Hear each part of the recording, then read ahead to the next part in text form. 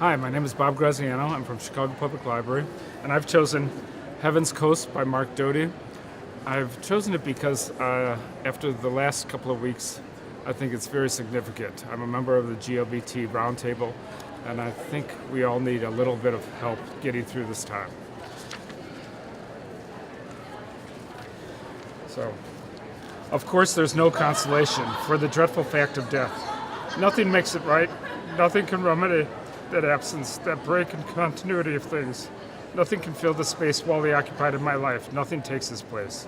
On an absolute level, he is gone utterly, and that absence rings at the core of every one of my days, the aftermath of a struck bell. And yet, there are these gifts, these perceptions or moments or aspects of experience which make it possible, desirable to continue. Any consolation can and does dissolve any day into a lake of grief, that liquid realm where all bright or solid things darken or disappear. One does not lose, one does not want to lose entirely grief. We live instead toward a different relation to loss, a shifting perspective. The grief not as large and overwhelming, not every day, not erasing, not entirely what there is to praise. And what is left when you've lost what you love most is to praise.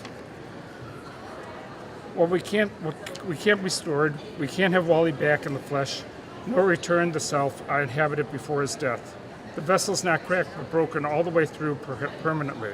The break from now on is an inescapable part of who I am, perhaps the inescapable part.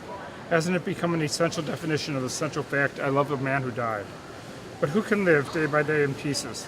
Loss shatters us.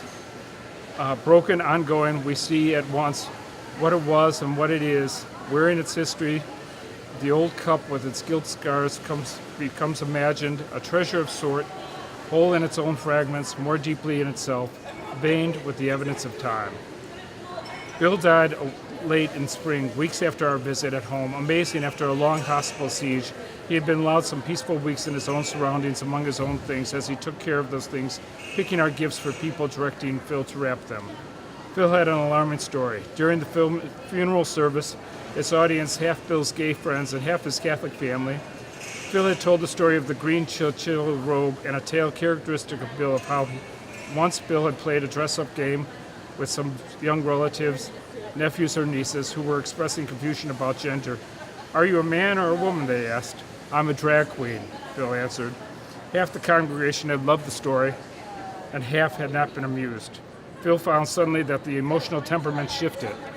Welcomed by Bill's family for years, he was suddenly given dozens of cold shoulders. When he confronted Bill's mother after days of this, he learned it was the story that had turned the tide.